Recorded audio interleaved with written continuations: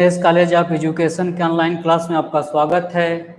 आज BEd first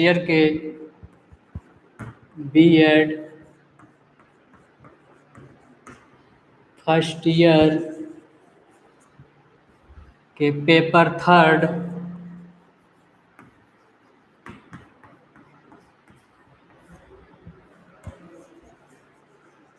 learning and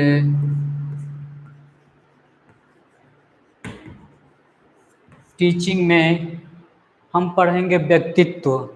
हमने व्यक्तित्व के बारे में प्रकार सिद्धांत पढ़ लिया था, शील गुण सिद्धांत पढ़ लिया था और आज तीसरा सिद्धांत पढ़ना था हमें मनोविश्लेषणात्मक सिद्धांत।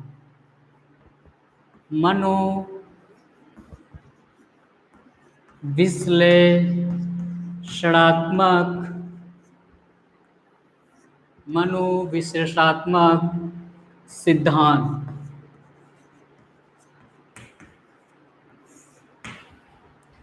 मनोविश्लेषणात्मक सिद्धांत के प्रतिपादन सिगमंड फ्रायड ने किए थे।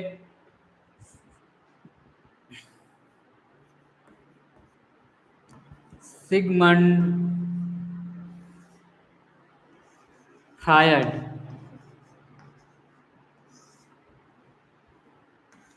1856 से 1939, 1856 to 1939।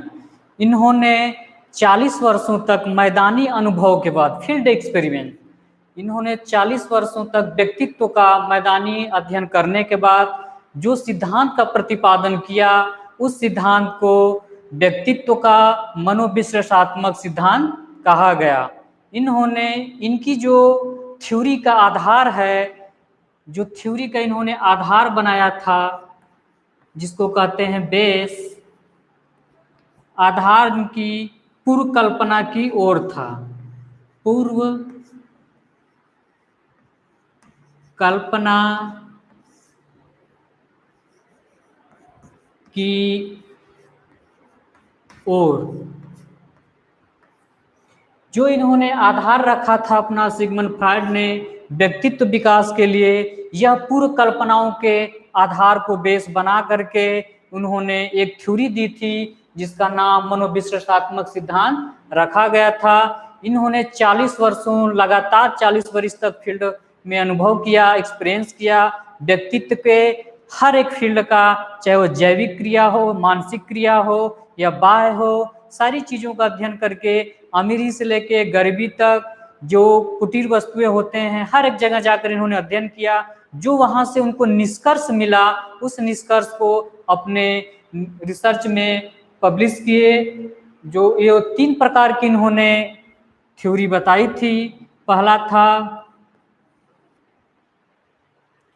व्यक्तित्व की संरचना। व्यक्तित्व की संरचना में क्या था इनका, इन्होंने बताया था कि इसमें जो व्यक्तित्व की जो पर्सनालिटी होती है उसमें इद पाया जाता है, ईगो पाया जाता है, सुपर ईगो पाया जाता है। नेक्स्ट इसने बताया इसी मस्तिष्क में आकारात्मक मॉडल में क्या होता है। पहला था इनका व्यक्तित्व की संरचना। व्यक्तित्व की संरचना, इन्होंने बताया व्यक्तित्व की जो संरचना में है 2 चीजें अहम होती है। एक होता है आकारात्मक मॉडल, दूसरा होता है प्रकारात्मक मॉडल। आकारात्मक मॉडल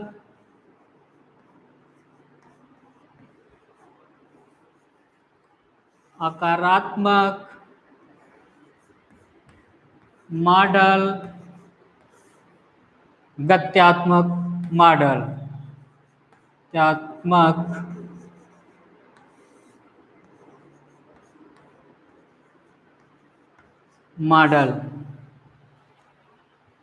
जो आधार था इनका पूर्व कल्पना की ओर था, उसी पर निष्कर्ष निकालकर बताया जो व्यक्तित्व की जो संरचना होती है, जो व्यक्तित्व का हमारा निर्माण होता है, एक उसमें अहम रोल निभाता है जिसका नाम है आकारात्मक मॉडल।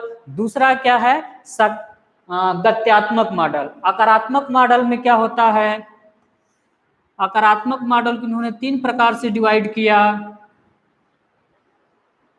पहला था आकारात्मक मॉडल में चेतन, अर्धचेतन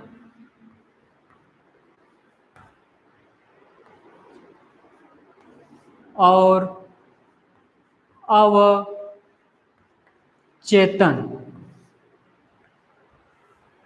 चेतन, अर्धचेतन और अवचेतन। बोले उन्होंने जब व्यक्तित्व का निर्माण होता है तो जो व्यक्तित्व का आकार का निर्माण होता है उसके मॉडल को प्रस्तुत करने के लिए बोले 3 चीजें अहम होती हैं, चेतन अवस्था, अवचेतन अवस्था, अर्धचेतन अवस्था। तो चेतन की अवस्था में उन्होंने व्याख्या किया कि चेतन वह चीज होती है जिसकी चेतना या जिसकी अनुभूति हमें देखने पर विषय वस्तु की हो जाए, उसे हम बोलते हैं चेतन अवस्था। अर्धचेतन अवस्था जिसमें कंफ्यूजन बरकरार हो, जिसके बारे में हम कुछ भी क्लियर नहीं कर पाए कि क्या सही है क्या गलत है, वह होगा हमारा अर्धचेतन अवस्था। तीसरा इन्होंने बताया अवचेतन अवस्था, जहां कुछ भी क्लियर न हो, जिसके बारे में कुछ भी नहीं कहा जा सके, वह होता है हमारा अवचेतन अवस्था। तो चेतन, अर्धचेतन और अवचेतन 3 अहम पॉइंट हैं आकारात्मक मॉडल में, जो हमारा व्यक्तित्व की संरचना के निर्माण में आकारात्मक मॉडल, आकारात्मक में चेतन, अर्धचेतन और अवचेतन। चेतन की कॉन्सेप्ट क्लियर है, जिसे जिस विषय वस्तु को देखने से तुरंत लर्निंग हो जाए, तुरंत हमारे अधिगम हो जाए व्यक्तित्व में, और ये हम बता दें कि यह व्यक्ति, यह पर्सनालिटी या इस वस्तु का यह नाम है या इस व्यक्ति से हम यहाँ मिले थे, ये हमारा होता है चेतन अवस्था। अर्धचेतन अवस्था जहां कंफ्यूजन बरकरार हो, जिसके बारे में हमको पूर्व अभ्यास न हो या पूर्व चीज में ज्ञानी क्रिया न हो या हमारा कॉग्निटिव लेवल या उसके लिए फीलिंग न हो या मनोगत्यात्मक या हमारा कोई ऐसा व्यक्तित्व उसके बारे में कोई ऐसी सूचना न देता हो जिसके बारे में हम क्लियर कर सकें। जैसे एग्जाम में हम लोग पढ़ते हैं, एग्जाम के केस में अक्सर हम देखते हैं कि वहाँ कन्फ्यूजन हमारा बरकरार होता है। बहुत से क्वेश्चन होते हैं, मान लीजिए सपोज 10 क्वेश्चन है तो 6-7 क्वेश्चन हम देखते ही उसका आंसर लिख देते हैं, लेकिन 1-2 क्वेश्चन ऐसे होते हैं जो हमें समझ नहीं पाते कि इस क्वेश्चन के बारे में हमें लिखना क्या है या बोलना क्या है। वहाँ कन्फ्यूजन प्रकार रहती है कि इसका आंसर ये होगा, इसका आंसर क्या होगा। तो चेतन वह है जहां पर थ्योरी का कॉन्सेप्ट 100% क्लियर हो। अर्धचेतन क्या है, जहां पर 50-50% क्लियर हो। अवचेतन क्या है, जहां पर कोई भी चीजें क्लियर न हो, इसको बोलते हैं अवचेतन। चूंकि इस तीनों की बात अगर हम करें तो हम पाएंगे यहाँ पर कि अवचेतन की जो चीजें हैं सबसे मोस्ट है, सबसे इंपॉर्टेंट है, क्योंकि ये यही मेमोरी है जो चेतन को अर्धचेतन से अवचेतन को अलग करती है। अवचेतन अगर नहीं रहे तो वहां पर हमारा अर्धचेतन या चेतन का कोई स्थान नहीं होता है। ये बेस है, अवचेतन मेमोरी है, सारी क्रियाकलाप का स्टोरेज है, सीपीयू की तरह काम करता है, टोटल एक कंप्यूटर की तरह। अवचेतन का तात्पर्य है, इसको थोड़ा सा डीपली अगर हम व्याख्या करें तो अवचेतन के अंतर्गत वो सारी चीजें आती हैं जो हम जन्म से लेकर अब तक या भविष्य में कुछ भी क्रियाकलाप करेंगे, वह एक स्टोरेज के रूप में हमारे मेमोरी में फिक्स रहेगी। अगर वह उचित वातावरण या उचित समय आने पर या वैसा इन्वायरमेंट क्रिएट किया जाए तो वह चीजें सामने आ जाए, तब हम बोलेंगे कि अवचेतन से हमारा चेतन जागृत हो गया। चेतन को कॉन्शियस माइंड, अवचेतन को अनकॉन्शियस माइंड। चेतन का जो बेस है अवचेतन ही है।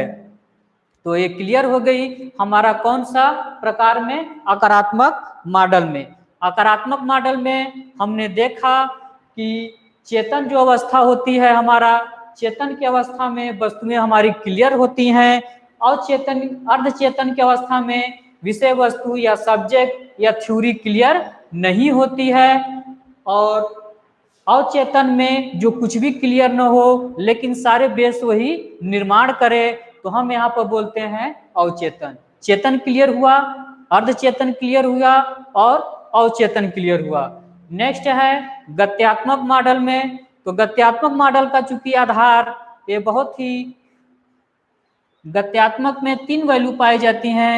पहला इद, दूसरा ईगो, तीसरा सुपर ईगो। तो यहाँ पर हम ये डिफाइन करेंगे। यहाँ पर कॉन्सेप्ट बहुत से लोगों के क्लियर नहीं है। पूछ दिया जाए ईद क्या है, ईगो क्या है, सुपर ईगो क्या है, तो यहाँ पर सबकी व्याख्याएं गलत करते हैं लोग। कई बार प्रश्न भी हमने किया है क्लास में, तो ईगो का जवाब तो 100% लोगों ने गलत दिया है। अभी तक कोई जवाब ठीक से नहीं दे पाया, क्योंकि थ्योरेटिकल इसका नॉलेज, बुक का नॉलेज या मनोविश्लेषणात्मक की थ्योरी में सिगमंड फ्रायड ने जो उन्होंने परिभाषाएं दी है, उन्होंने बोला है कि ईद का मतलब होता है जिद्दीपन, जो किसी चीज के लिए जिद्द करे। एक गुण कहाँ पाए जाते हैं? छोटे बच्चों में। जो क्लास के छोटे बच्चे होते हैं, यूकेजी, एलकेजी या छोटे बच्चे, वह अपनी चीजों को प्राप्त करने के लिए जिद्द करने लगते हैं, रोने लगते हैं। फिर जब तक उस विषय वस्तु की या उस वस्तु की उनकी प्राप्ति नहीं हो जाती, तब तक वह लड़ते रहते हैं, लौट जाएंगे, भोजन करना छोड़ देंगे।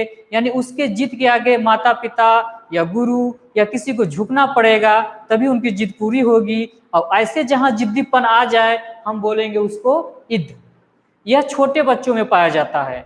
ईद का जो कॉन्सेप्ट है कहाँ पाया जाता है? छोटे बच्चों में पाया जाता है, बड़े बच्चों में नहीं पाया जाता है, क्योंकि बड़े लोग इतनी जिद्दी नहीं होते हैं। जिद्दी चूंकि होते हैं, साइंटिस्ट होते हैं, या तो ऐसे व्यक्तित्व जो आदर्शवादी होते हैं, जो अपनी जिद पर अड़े होते हैं। तो ईद का क्या है? अगर विषय वस्तु चाहिए तो चाहिए, अगर वह विषय वस्तु के लिए या वह किसी भी चीज के लिए बच्चे जिद पर आ जाएं, तो बिना लिए उसके पीछा नहीं छोड़ते हैं। चाहे माता पिता या गार्जियन कुछ भी करें, कहीं से भी व्यवस्था करें, उनको देना पड़ेगा। यह है हमारा जिद्दीपन, चाहिए तो चाहिए, ये बच्चों में पाया जाता है। इसको बोलते हैं ईद। ईगो क्या होता है? ईगो का कॉन्सेप्ट क्लियर है। ईगो होता है हमारा वास्तविक ज्ञान। ईगो क्या होता है? वास्तविक ज्ञान। ये हमारा पाया जाता है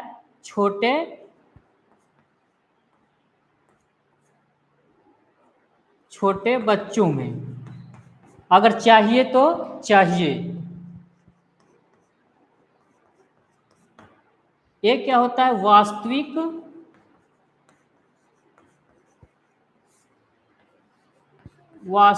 ज्ञान।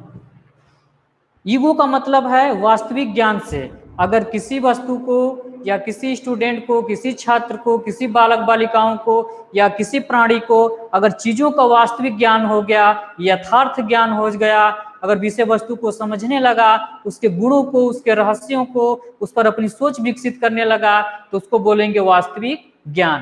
तो ईगो का कॉन्सेप्ट होता है, ये नहीं दिखाना कि हमको कोई ईगो दिखा रहा है। ईगो का सिंपल सा कॉन्सेप्ट है वास्तविक ज्ञान। यानी जो विषय वस्तु आपने चयन किया है या जो सब्जेक्ट आपने चयन किया है, उस सब्जेक्ट का आपके पास वास्तविक ज्ञान है कि नहीं, इसका बस इतना ही काम है। ईगो का वास्तविक ज्ञान। सुपर ईगो क्या है? सुपर ईगो के अंतर्गत फिलासफर आएंगे, मनोवैज्ञानिक आएंगे, आपके वैज्ञानिक आएंगे, दार्शनिक आएंगे,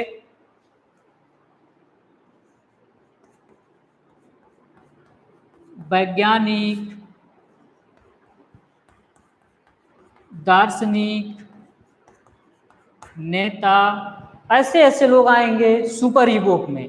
सुपर ईगो का सिंपल सा मतलब है कि वह पढ़ करके अपने सब्जेक्ट में वह स्किल या वह महारत हासिल कर लिया है जिसके लिए उसने शुरू में लक्ष्य बनाया था। यानी संपूर्ण ज्ञान उसके अंदर उस सब्जेक्ट के प्रति हो गया है।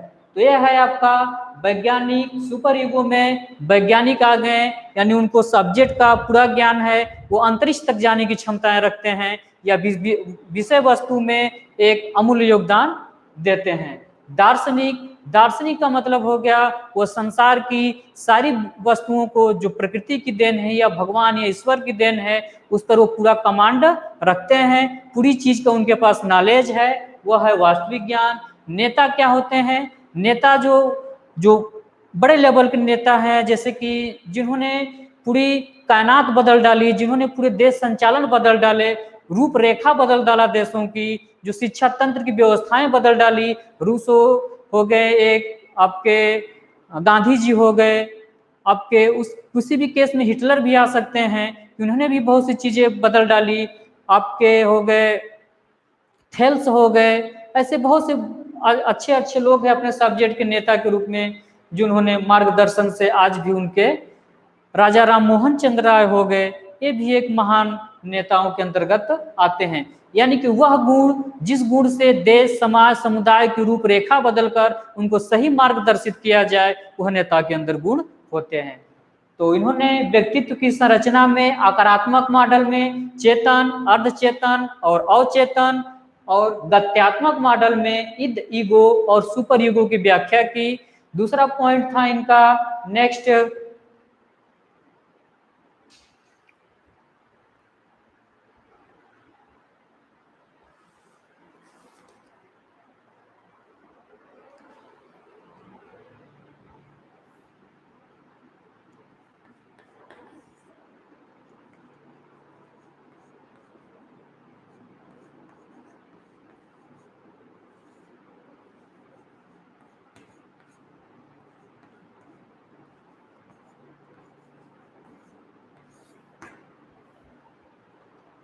पहला था व्यक्तित्व की संरचना, जिन्होंने में ए मॉडल को प्रस्तुत किया।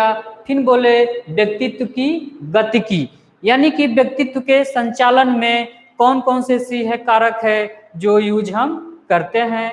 तो इसको भी इन्होंने 3 पार्ट में डिवाइड किया।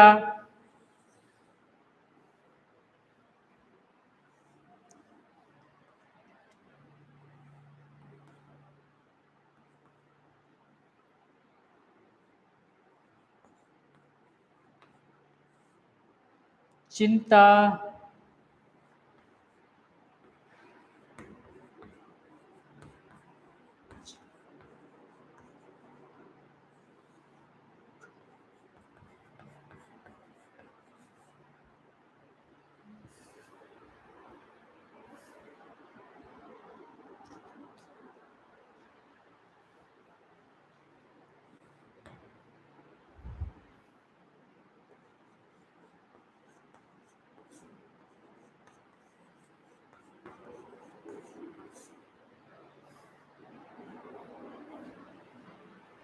व्यक्तित्व की गतिकी में उन्होंने बताया कि जो व्यक्तित्व की गतिकी होती है या व्यक्तित्व का जो संचालन होता है गति के रूप में, इमोशन के रूप में, वह मूल प्रवृत्ति पर डिपेंड करता है, उसकी चिंता पर डिपेंड करता है और अंग रक्षात्मक प्रणाली पर डिपेंड करता है। तो एक एक चीज हम क्लियर कर रहे हैं कि व्यक्तित्व की मूल प्रवृत्ति के अंतर्गत क्या है। मूल प्रवृत्ति में उन्होंने 2 प्रकार की प्रवृत्ति का वर्णन किया, जीवन संबंधित मूल प्रवृत्ति और मृत्यु संबंधी मूल प्रवृत्ति।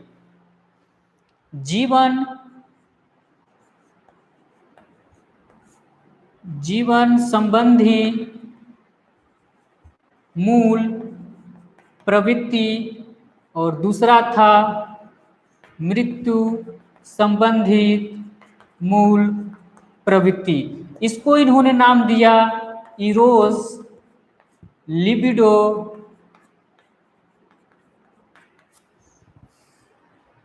जीवन संबंधी मूल प्रवृत्ति। चूंकि मैकडूगल साहब ने प्रवृत्ति को, हमारे मूल प्रवृत्तियों को 14 प्रकार से बांटा है, 14 प्रकार से व्याख्या किया है जो जीवन जीते वक्त काम आती है। सिगमंड फ्रायड ने पूरी फील्ड वर्किंग के बाद उन्होंने बोला कि बीच वाले मूल प्रवृत्तियों की हमें बहुत आवश्यकता नहीं है, हम दो मूल प्रवृत्ति पर जान लेंगे, जीवन संबंधित मूल प्रवृत्ति और मृत्यु संबंधित मूल प्रवृत्ति। एक जीवन के बाद हमारी मूल प्रवृत्तियां स्टार्ट हो जाती है, एक मृत्यु के बाद खत्म हो जाती है। तो इन्होंने बताया कि इसको हम इरोज और लिबिडो के नाम से जानते हैं। और फिर है नेक्स्ट है चिंता। चिंता में है, चिंता भी हम 3 प्रकार से करते हैं, वास्तविक चिंता, तांत्रिक चिंता और आध्यात्मिक चिंता। तो चिंता के अंतर्गत हम देखें इसको, तो इसमें भी हम 3 प्रकार से डिवाइड इसको कर लेते हैं। ये जो चिंता है हमारा डिपेंड किस पर करता है, इद, ईगो और सुपर ईगो पर।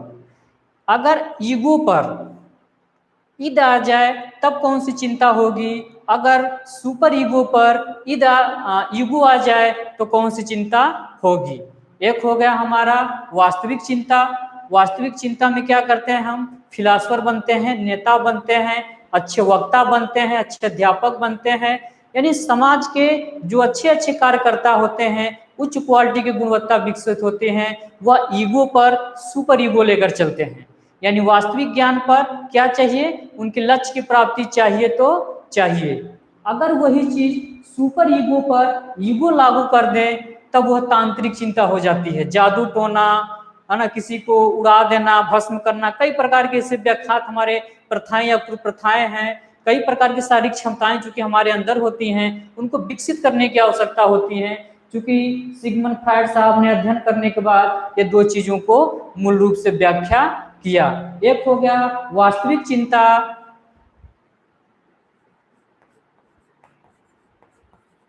वास्तविक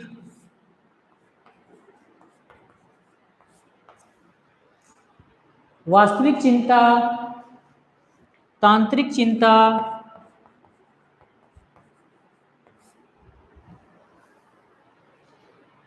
तांत्रिक चिंता,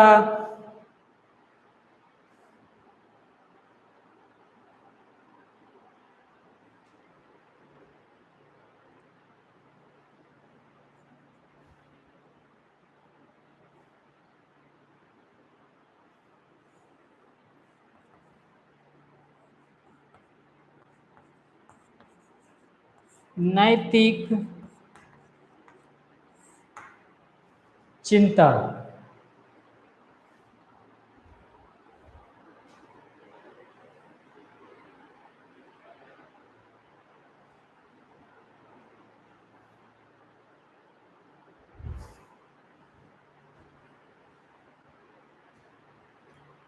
तो वास्तविक चिंता का मतलब है जब विषय वस्तु पर हम रियलिटी रूप से अध्ययन अध्यापन काम करते हैं, या बालक या कोई व्यक्ति जो अपना लक्ष्य बनाता है उसके पीछे छिपी हुई वास्तविक चीजों को समझता है, यथार्थ रूप में समझता है, वह वास्तविक चिंता होती है जो किसी के प्रति होती है। दूसरा है तांत्रिक चिंता। फिर नैतिक चिंता। नैतिक चिंता में है ईगो पर सुपर ईगो, ईगो पर इद। नैतिक चिंता क्या है, जब ईगो पर इद आ जाए तो वहां नैतिकता का विकास होता है। वहां पर लोग दार्शनिक होते हैं, वैज्ञानिक होते हैं, यानी अपने फील्ड में सबसे उच्च क्वालिटी का कार्यकर्ता होते हैं जो उन्होंने फील्ड का चयन किया था। अगर ईगो पर इद आ जाए, यानी कि वास्तविक ज्ञान पर विषय वस्तु अगर उनका लक्ष्य चाहिए तो चाहिए पर काम करने लगे, तो हम मानेंगे वह नैतिक चिंता है, वह नैतिकता से परिपूर्ण व्यक्ति है। यानी वैसी पर्सनालिटी को, वैसी गुणवत्ता को, जो इंटरनल क्वालिटी वैसा रखता है, उसको हम बोल देंगे नैतिक चिंता। तांत्रिक चिंता के अंतर्गत क्या है, सुपर ईगो पर ईगो आ जाए। तांत्रिक में है सुपर ईगो पर ईगो आ जाए, यानी कि सुपर ईगो यानी वैज्ञानिक दार्शनिक तो पहले से ही था, वह चीजों को तो अपने परिपूर्ण अवस्था में पहले से था, लेकिन आगे थोड़ा सा आगे वो बढ़ता है व्यक्ति, तो क्या होता है, ईगो। यानी कि जब वैज्ञानिक दार्शनिक नेता पर जो अच्छे क्वालिटी के होते हैं, अध्यापक हो गए चाहे वैज्ञानिक हो गए, जो भी हो गए, उस पर वास्तविकता का अगर ज्ञान हो जाता है तो हम वहां पर पाते हैं वह हो गया हमारा तांत्रिक चिंता। जैसे जादू टोना करना, भूत पिशाच वाली चीजें हो गए, या ऐसी चीजों शरीर को कंट्रोल करना, अपने सामने वाले व्यक्तित्व को देख करके बता देना, या उनकी हस्त रेखा देखकर बता देना, या तो उनकी माथा देखकर बता देना, यानी ऐसी गुणवत्ता जिसमें विकसित हो जाए उसको हम बोलेंगे तांत्रिक चिंता। यानी यह स्टेज सेकेंड स्टेज की बात होती है, डायमेंशन इसका सेकेंड हो जाता है। अगर हम इस तरीके से देखा जाए फर्स्ट 1 डायमेंशन, 2 डायमेंशन, 3 डायमेंशन, तो 3 डायमेंशन तक तो हम लोग बहुत सी चीजों को समझ सकते हैं, लेकिन 4, 5 जो पढ़ते हैं इनफाइनाइट डायमेंशन तक, इसका हमारे पास कोई नॉलेज नहीं हो सकता है। हो सकता है कि उनका व्यक्तित्व का विकास या गुणवत्ता 4 डायमेंशन में हो गया हो, 3 से 4 या 5 डायमेंशन में हो गया हो, तो उस चीजों को समझ पाते हैं। हम लोग बहुत सी चीज़ों को देखकर नहीं व्याख्या कर पाते हैं, लेकिन हम ही लोगों में से कोई ऐसे होते हैं जो अपने ज्ञान के बल पर या आत्मबल के बल पर या आत्मचिंतन के बल पर, आत्म विकास के बल पर, आत्म सुधार के बल पर यह चीज़ें बताने में समर्थ होते हैं कि सामने वाला व्यक्ति कैसा है और उसके अंदर कौन सी क्वालिटी पाई जाती है। तो ये है हमारा व्यक्तित्व की संरचना में आकारात्मक मॉडल, गत्यात्मक मॉडल, मूल प्रवृत्ति, चिंता, ये चिंता के 3 थे, अहंगरक्षात्मक प्रणाली, इस पर हम डिस्कस करेंगे। ये पहला था, ये दूसरा था। पहला हमने पढ़ लिया जीवन संबंधित मूल प्रवृत्ति, मृत्यु संबंधित मूल प्रवृत्ति। चिंता में हमने पढ़ा वास्तविक चिंता, तांत्रिक चिंता और नैतिक चिंता। नेक्स्ट है इसमें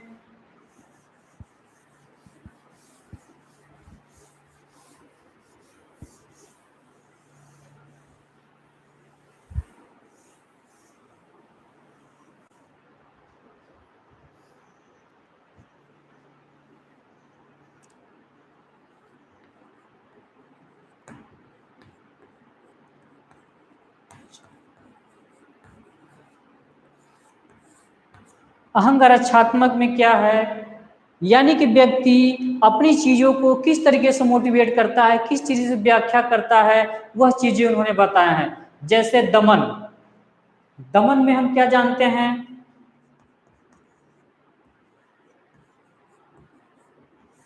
दमन हो गया, प्रक्षेपण हो गया,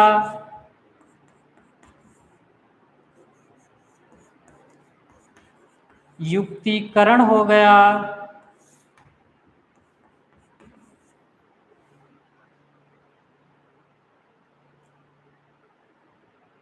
दमन में क्या है,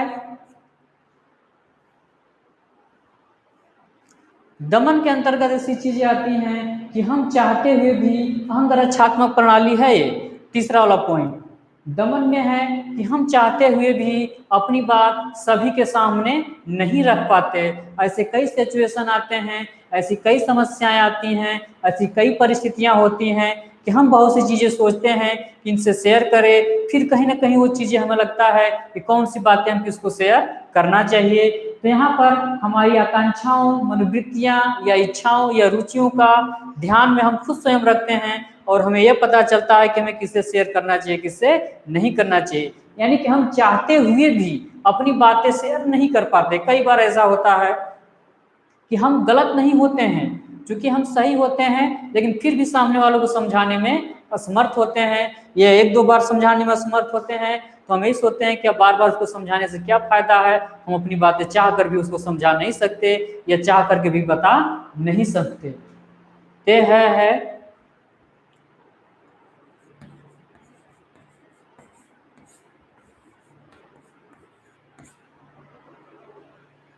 अपनी बात चाह कर भी किसी को न बता पाना।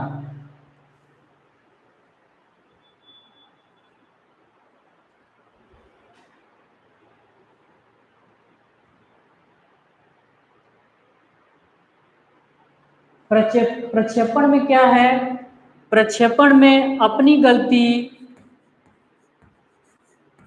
अपनी गलती दूसरों पर थोपना, यानी गलती हम करें और क्या कर दें, वो गलती दूसरे पर थोप दें, तो हमारा होगा ये प्रक्षेपण। इसी से मिलता जुलता एक है विस्थापन। विस्थापन, प्रक्षेपण में क्या है, अपनी गलती हम दूसरे पर थोपते हैं। यह गुणवत्ता कहाँ पाई जाती है, किस में पाई जाती है, यह गुणवत्ता बच्चों में पाई जाती है। हम अक्सर देखते हैं कि बच्चे गलती करते हैं और बोलते नहीं मैंने नहीं किया, उसने किया, उसने किया, यानी अपनी सारी कर्मों का फल दूसरे पर टाल देते हैं और अच्छे कर्मों का फल अपने स्वयं ले लेते हैं। जैसे अगर हाई स्कूल हो गया, इंटर हो गया या स्कूल में हो गया, अगर बच्चा फेल हो जाता है तो बोलता है कि मेरी गलती नहीं है, अध्यापक की गलती थी, मैं तो गया था, मुझे पढ़ाया ही नहीं, मुझे बताया ही नहीं, मुझको ऐसे बता दिया गया, या कॉपी चेक करने वाला गलत कॉपी चेक कर दिया। यहाँ पर क्या करते हैं, प्रक्षेपण का काम करते हैं, यानी अपनी गलती स्वीकार न करके दूसरे पर थोपना ही हमारा प्रक्षेपण है। युक्तिकरण से तात्पर्य है कि अगर एक में चीजों को अगर हमें घटा हो गई, एक चीजें में अगर हम किसी विषय वस्तु में काम कर रहे हैं, अगर वहां हमको सफलता न मिली तो तुरंत डायमेंशन को चेंज कर दें, हम दूसरी युक्ति को अपनाएंगे, वह हमारा होगा युक्तिकरण। विस्थापन के अंतर्गत क्या है? विस्थापन क्या है कि अपनी चीजें, अपनी गुस्सा या क्रोध दूसरे पर निकालना। जैसे अगर हम काम कर रहे हैं, अगर कोई बॉस है या नौकरी है, प्राइवेट है, गवर्नमेंट है, तो चूंकि अगर हम बड़े अधिकारी हैं, वहां पर अगर हमें कुछ भी वो कहते हैं तो हम ये सोचते हैं कि उनके कहने से, अब वहां पर क्या करते हैं, उस चीजों को हम क्या कर लेते हैं, माइंड में रखते हैं, लेकिन वह गलती, वह कमी, वह फ्रस्ट्रेशन, वह क्रोध लेकर के घर आते हैं, या तो घर पर परिवार या समाज में कोई ऐसा कुछ काम करता है तो वह गलतियां उन पर डायरेक्ट निकलना शुरू होती है। क्योंकि हम असमर्थ हैं अपने बॉस को या अपने अधिकारी को या अपने सीनियर को कहने में, तो वहां के क्रोध हम क्या करते हैं, दूसरे पर निकाल देते हैं। ये हो गया हमारा विस्थापन, यानी जिसकी गलती उस पर न थोपना, दूसरे पर लगा देना। युक्तिकरण हो गया, विस्थापन हो गया।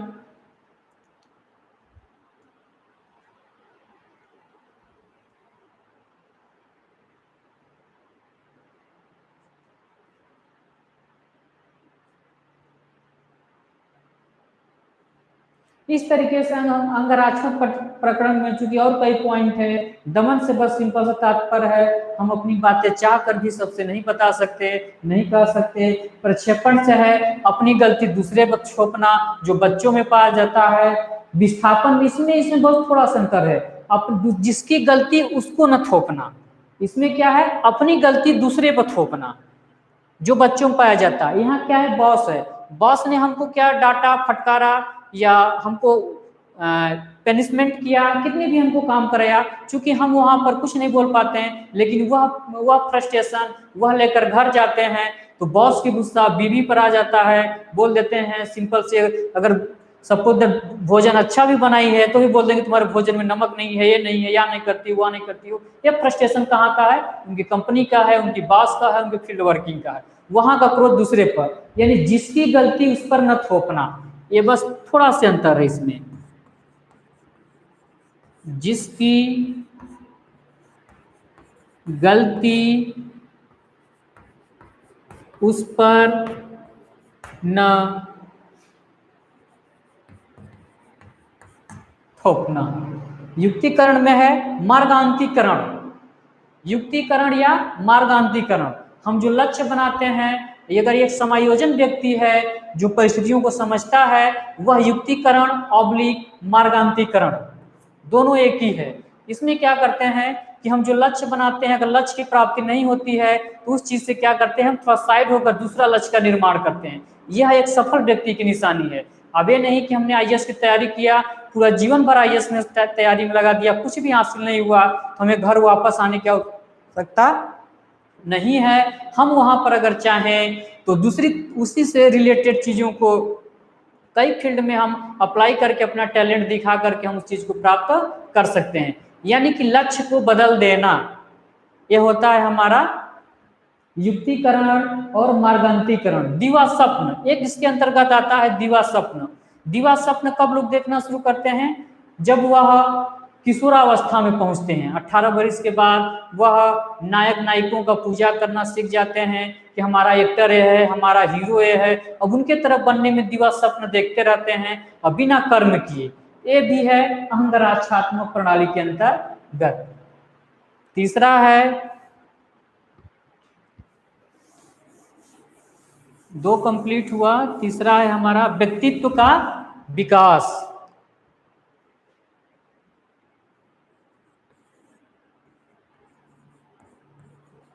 व्यक्तित्व का विकास। व्यक्तित्व के विकास से क्या तात्पर्य है, 0 to 2, 2 to 4, 4 to 6, 7 और फिर ये हमारा हो गया एभो वाले। इन्होंने छोटे बच्चों का भी अध्ययन किया सिगमंड फ्रायड साहब ने, और इन्होंने बताया कि जो पहला 0 से 2 होते हैं सूखा अवस्था होता है बच्चों के लिए। सूखा अवस्था, सुख ही सुख होते हैं इसके में। सूखा अवस्था ये होता है आपका गुदा अवस्था, ये होता है लिंग प्रधान अवस्था, ये होता है सुप्ता अवस्था, ये होता है हमारा किशोरावस्था। क्योंकि इसके बारे में हमने पूरे 2 चीजों में अध्ययन किया है। तो उन्होंने बताया व्यक्तित्व के विकास में जब बच्चे छोटे रहते हैं 0 से लेकर 2 वर्ष तक रहते हैं, वहीं रो करके हंस करके सारे काम अपना करा लेते हैं अपने माता पिता से। रोना शुरू कर दिए, उनको बताने की कोई आवश्यकता नहीं है कि उनको भूख लगी है कि क्या लगी है। माँ व्याकुल होकर समझ जाती है कि हमारे बच्चा इस समय रोएगा तो उसका क्या अर्थ है, इस समय हंसेगा तो क्या अर्थ है।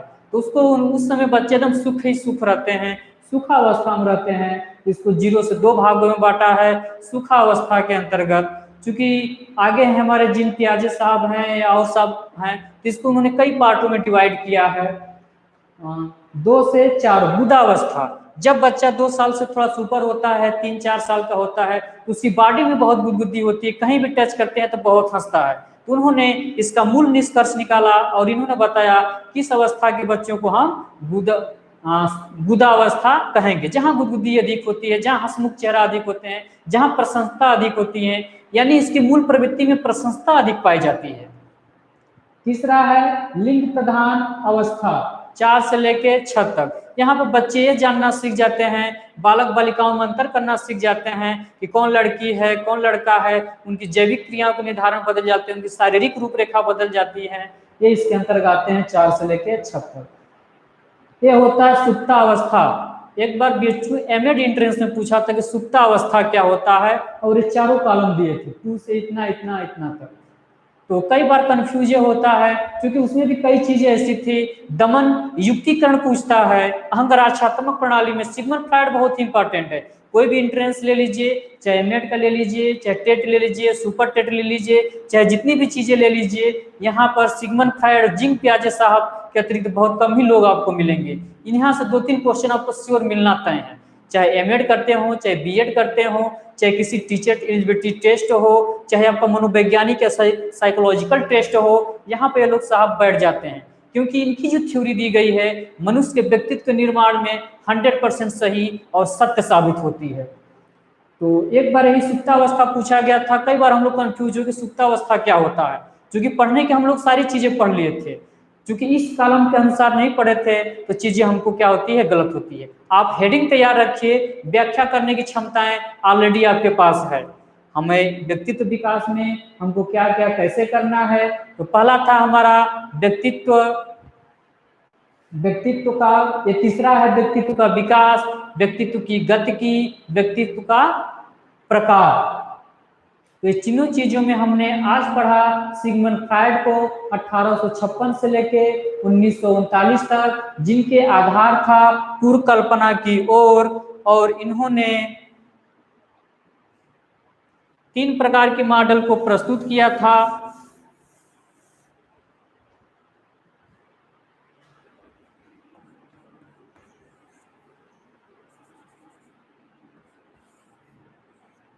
पहला था व्यक्तित्व की संरचना, दूसरा था व्यक्तित्व की गति की, तीसरा था व्यक्तित्व का विकास। व्यक्तित्व की संरचना में हमने पढ़ा आकारात्मक मॉडल और गत्यात्मक मॉडल। व्यक्तित्व की गतिकी में हमने पढ़ा चिंता, अंगरक्षात्मक प्रणाली और उसकी तीसरा पढ़ा व्यक्तित्व का विकास में सुखावस्था, गुदावस्था, ये जो 4-5 प्रकार की अवस्थाएं थी। तो सिगमंड फ्रायड ने इन्होंने 3 आधार बनाया था व्यक्तित्व की संरचना, आकारात्मक गत्यात्मक मॉडल, चेतन, अर्धचेतन, अवचेतन, ईगो, सुपर ईगो। व्यक्तित्व की गति में आपका था चिंता और व्यक्तित्व का विकास, जीवन संबंधित मूल प्रवृत्ति, मृत्यु संबंधित मूल प्रवृत्ति,